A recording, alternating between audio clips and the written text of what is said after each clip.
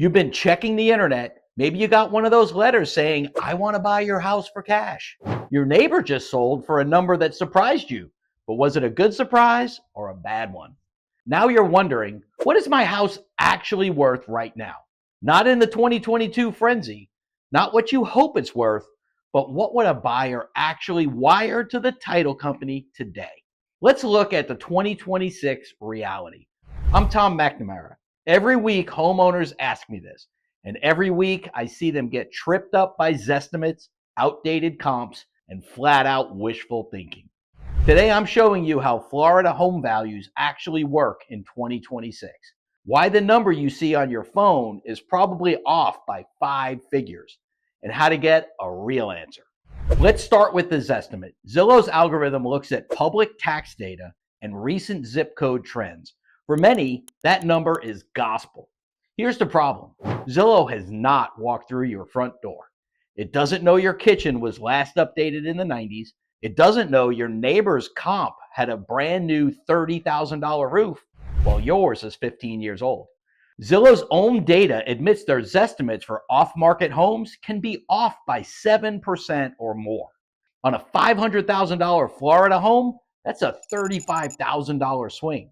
That's not a rounding error. That's the difference between moving on with your life and sitting on the market for months.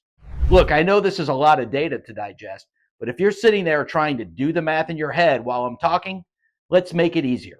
I've put together a quick way for you to get a human verified number. Scan the QR code right here on the screen, drop in your address, and I'll send over a snapshot of what is actually moving in your specific neighborhood. No sales pitch, no list with me pressure, just the raw data you need to make a smart decision for your family. The 2026 market is what I call the great rebalancing. If you bought in 2020, you're still sitting on massive equity, but the automatic gains have stopped. Here is the 2026 reality check. Mortgage rates have finally stabilized around 6.1%. It's better than last year, but buyers are still extremely payment sensitive. Active listings in Florida are up 9% year over year. Buyers actually have a lot of choices now. Insurance, this is the big one.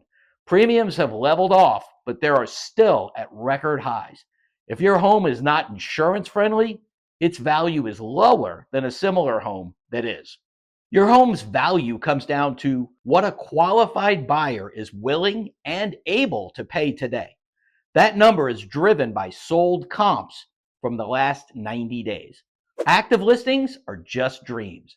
Pending listings are a hint. Sold listings are the only truth. In 2026, similar is a strict definition. If you have a 3-bedroom and the house next door is a 4-bedroom, that is not a comp. If you're on a busy street and they're on a quiet cul-de-sac, subtract 5 to 10% immediately. The insurance score.